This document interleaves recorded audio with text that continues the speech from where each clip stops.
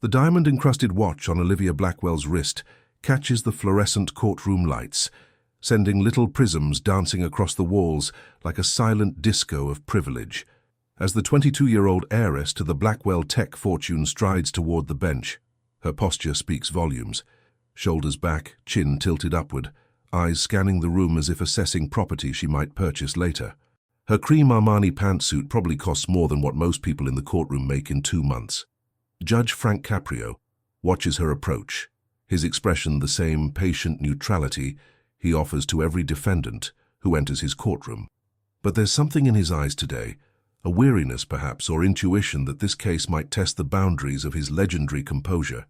Case number 24-371, Commonwealth versus Olivia Eleanor Blackwell, announces the clerk. Charges: reckless driving, leaving the scene of an accident, failure to render aid and attempting to bribe a public official. The gallery stirs. These aren't the usual traffic violations that parade through Judge Coprio's courtroom. The young woman at the podium doesn't look concerned. She examines her manicure as the charges are read, the ghost of a smirk playing at the corners of her perfect red lips. "Good morning, Miss Blackwell," Judge Coprio begins, his voice carrying the same respectful tone he uses with everyone. "These are serious charges. How do you plead?" Olivia flashes a brilliant white smile. "Present." When Judge Coprio's eyebrows rise slightly, she laughs, a practiced musical sound.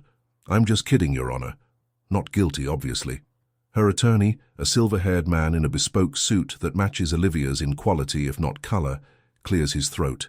"Your Honor, if I may. Miss Blackwell acknowledges being involved in a minor traffic incident, but we contest the characterization of the events and the subsequent charges." Judge Coprio reviews the file before him. According to the police report, Miss Blackwell's vehicle struck a food delivery bicycle at the intersection of Thayer and Angel Streets, causing the rider to sustain a broken wrist and collarbone. The report further states that Miss Blackwell left the scene without providing information or assistance. Olivia sighs dramatically. "He was fine. He was standing up when I drove away." Her attorney winces visibly. "What my client means, Your Honor, is that there was confusion at the scene. Miss Blackwell believed the incident to be minor and that no serious injury had occurred." "Officer Ramirez," Judge Coprio calls to the uniformed officer standing near the wall, "you were first on the scene. Would you please share your observations?" Officer Elena Ramirez steps forward. "Yes, Your Honor. At approximately 7:43 p.m. on April 12th, I responded to a call about a hit-and-run involving a cyclist. Upon arrival, I found the victim, Luis Menendez, being treated by paramedics for visible injuries. Multiple witnesses provided the same account. A white Range Rover with custom plates reading BLKWLGRL struck Mr. Menendez's bicycle from behind, throwing him onto the hood and then to the pavement. The driver stopped briefly, rolled down the window, and then drove away." "Did the witnesses overhear any exchange?" Judge Coprio asks. "Yes, Your Honor. According to 3 separate witnesses, the driver, later identified as Miss Blackwell, told Mr. Menendez, and I quote, 'My daddy's lawyers cost more than your entire life. Don't even think about it.' Then she drove away." All eyes turn to Olivia, who shrugs one elegant shoulder. "People always exaggerate. It's human nature." "We were able to locate Miss Blackwell at her penthouse approximately 2 hours later," Officer Ramirez continues. "When informed of the charges, she offered me $10,000 in cash to make this boring situation disappear." Her words, Your Honor. Subscribe now if you believe the law should treat everyone equally, regardless of their bank account balance. Judge Coprio turns his attention back to Olivia. "Miss Blackwell, did you offer Officer Ramirez money to drop this case?" Olivia's lawyer attempts to intervene, but she places a manicured hand on his arm to stop him. "I offered her a consideration for her time. She's obviously underpaid.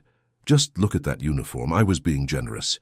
"You were attempting to bribe an officer of the law," Judge Coprio corrects her, his voice firm but still measured.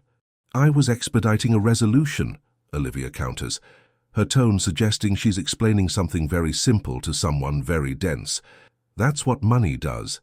It solves problems, especially little problems like this." Judge Coprio sets down his pen. "Miss Blackwell, a man with multiple broken bones is not a little problem. For him, maybe." Olivia's response is immediate, reflexive. "But for me? Do you know who my father is?" I'm aware that your father is Roland Blackwell, founder of Blackwell Technologies. Then you understand that this is a waste of everyone's time. My father employs over 15,000 people. He pays more in taxes each quarter than everyone in this room will earn in their lifetimes combined. Our family foundation funded the new emergency room at Providence General. She glances at her watch. Can we move this along? I have a charity luncheon at noon. Judge Caprio's expression doesn't change, but something shifts in the air of the courtroom, a subtle tightening, like the moment before a storm breaks. Miss Blackwell, I'd like to hear from the victim. Mr. Menendez, are you present today? A slender man in his 30s rises from the gallery. His right arm is in a cast and sling, and he moves gingerly as he approaches the stand. There's a dignity to him despite his obvious discomfort. His clothes are clean but worn, his shoes polished but with visible repairs. Mr. Menendez, please tell the court what happened that evening. Judge Caprio requests gently. Luis Menendez speaks with a slight accent. I was making my last delivery for the night. The light was green and I was in the bicycle lane. I heard the engine rev behind me, and then I was flying through the air. He pauses, visibly reliving the moment. When I looked up from the ground, she was leaning out her window, talking down to me like I was garbage. Then she just left. That's his perspective, Olivia interrupts. I barely tapped him. And I did stop. That's more than most would do. Miss Blackwell, please allow Mr. Menendez to finish, Judge Caprio admonishes. Mr. Menendez, please continue. Because of my injuries, I cannot work for at least 8 weeks. I have 3 children, Your Honor. I deliver food at night after my day job as a hospital orderly. My wife is taking extra shifts, but we are still behind on rent. The bike was not mine. It belonged to the delivery company and I must replace it. Olivia examines her nails. Sounds like you should have better insurance. The gallery rustles with whispers of disbelief. Judge Caprio fixes Olivia with a long look. Miss Blackwell, do you understand the impact of your actions on this man's life? I understand he's using this minor incident to try to cash in, she replies coolly. I've seen it before. Everyone wants a piece when they think you have money. Your Honor, her attorney interjects. My client is willing to cover Mr. Menendez's medical expenses as a gesture of goodwill, without admitting any liability, of course. Olivia shoots her lawyer a look of betrayal. Mark, we discussed this. No payouts to opportunists. Judge Caprio leans forward. Miss Blackwell, I'm curious. If the situation were reversed, if Mr. Menendez had struck you with his bicycle and left you injured on the street, what would you expect to happen? That's not even a realistic scenario, she scoffs. I would never be in his position. My family ensures that I'm protected from ordinary problems. So you acknowledge that you exist in a separate reality from ordinary citizens? Wouldn't you if you could? Olivia's smile is genuine now, as if she and the judge are sharing a private understanding. Let's be honest. The whole concept of equality under the law is a nice fairy tale we tell children. The real world runs on influence and resources, not lofty ideals. Judge Caprio's expression is unreadable. And you believe you should be exempt from consequences because of your family's status. I'm simply acknowledging reality, Your Honor. My father sits on the Governor's Economic Advisory Board. Our family foundation funds half the public initiatives in this state. This court itself probably benefits from Blackwell donations. Her voice drops to a conspiratorial tone. We both know that justice has different lanes for different people. I was born in the express lane. That's just life. The courtroom falls silent, tense. Judge Caprio's legendary patience seems to be undergoing its greatest test. When he finally speaks, his voice is quieter than before. Miss Blackwell, I want to be certain I understand your position. Are you stating that you believe the laws and consequences that apply to others do not apply to you because of your family's wealth and influence? Olivia lets out a small laugh. I'm saying justice is a service, like anything else in this world. And premium customers get premium service. She gestures around the courtroom. This is theater, Your Honor. We all play our parts, say the right lines, but backstage, we know how the world actually functions. Judge Caprio is silent for a long moment. When he speaks, it's with careful precision. Miss Blackwell, let me be direct. Do you believe justice does not apply to you? Olivia's smile is radiant, relieved that they've finally arrived at the obvious. Of course, justice doesn't apply to me, Your Honor. It never has. And then the most extraordinary thing happens. Judge Frank Coprio, known throughout Providence for his steady voice and calm demeanor, opens his mouth to respond, but no sound emerges. His expression flickers with genuine surprise. He tries again, but his voice has seemingly deserted him at the precise moment when this young woman has declared herself beyond the reach of the law he has served his entire career. The courtroom stirs uneasily. The clerk leans over, offering a glass of water. Judge Coprio takes a sip, clears his throat, but still no sound comes. It's as if Olivia Blackwell's breathtaking declaration of immunity has momentarily broken something fundamental in the machinery of justice itself. Olivia's smile widens. See? Even the universe agrees with me. And just as suddenly as it vanished, Judge Coprio's voice returns, transformed. When he speaks now, it's with a quiet intensity that pins everyone to their seats. Miss Blackwell, in my 30 years on this bench, I have never encountered such a naked declaration of belief in one's own exemption from the rules that bind our society together. He sets both palms flat on the bench before him. You are correct about one thing. We are indeed in a theater of sorts. But the drama playing out here isn't the one you imagine, where wealth purchases different outcomes. The real drama is whether our system can deliver on its promise that no one, stands above the law. Olivia's smug expression begins to falter. For the charge of reckless driving, I find you guilty. For leaving the scene of an accident, guilty. For failure to render aid, guilty. For attempting to bribe an officer, guilty on all counts. Olivia's attorney is on his feet. Your Honor, we haven't even presented our defense. Your client just presented her defense, Counselor. She believes she is exempt from justice. The court disagrees. Olivia's composure cracks slightly. This is absurd. My father will... Your father is not in my courtroom, Miss Blackwell. You are. And you will face the consequences of your actions like any other defendant. Judge Coprio's voice has found not just its volume, but a new resonance. I sentence you to pay restitution of all medical expenses incurred by Mr. Menendez, plus compensation for his lost wages and the replacement of the bicycle. Fine, Olivia snaps, reaching for her purse. I'll write a check now and we can... I'm not finished, Judge Coprio interrupts, and something in his tone freezes her mid-motion. Additionally, I'm sentencing you to 6 months probation and 400 hours of community service at Providence General Hospital. 400 hours? Olivia looks genuinely shocked. That's impossible. I have commitments, responsibilities.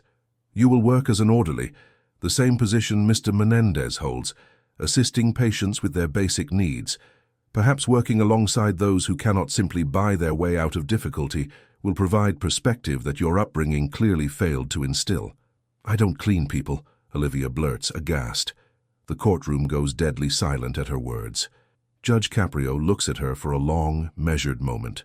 That statement, Miss Blackwell, reveals more about your character than perhaps anything else you've said today. Yes, you will clean people. You will help them eat, help them move, help them maintain their dignity in vulnerability. You will learn that every human being deserves basic respect, regardless of their bank balance.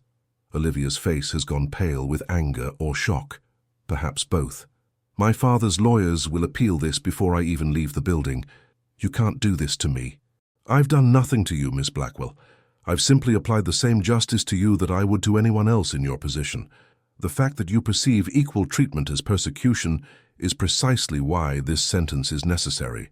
Judge Coprio's voice is firm but not unkind. You came into my courtroom believing that justice doesn't apply to you. You'll leave understanding that true justice applies to everyone, equally and without prejudice. This is a mistake, Olivia hisses, but her voice has lost its certainty. You have no idea who you're dealing with.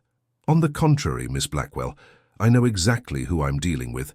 A young woman who has been failed by those who should have taught her that wealth brings responsibility, not immunity.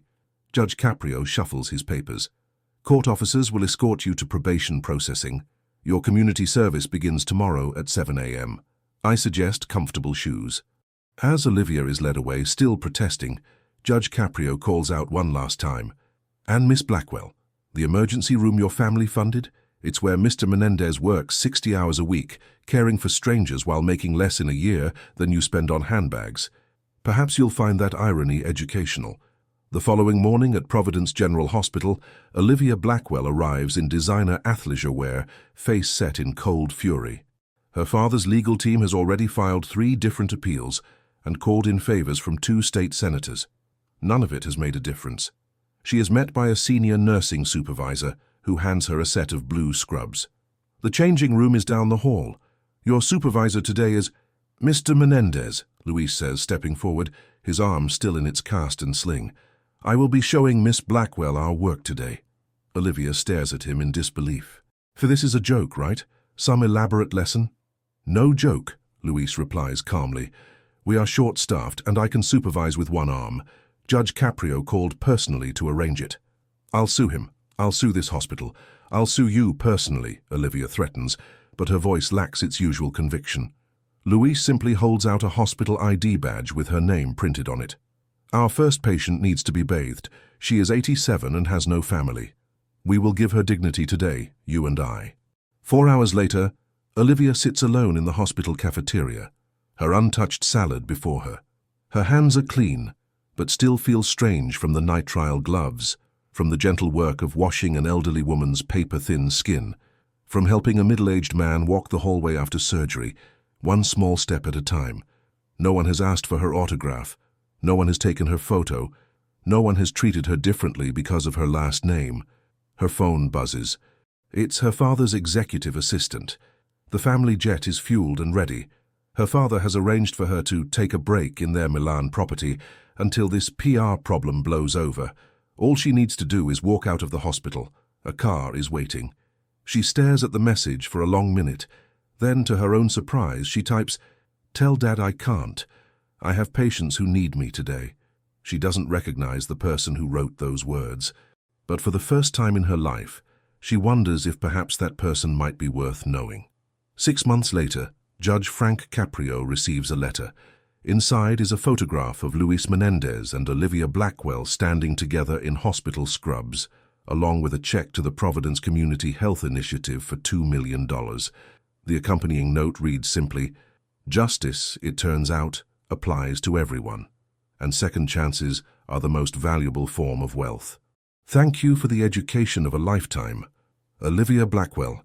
Judge Coprio, whose voice has never failed him since that day in court, smiles and pins the photo to his office wall, right next to the framed quotation he looks at every morning before taking the bench.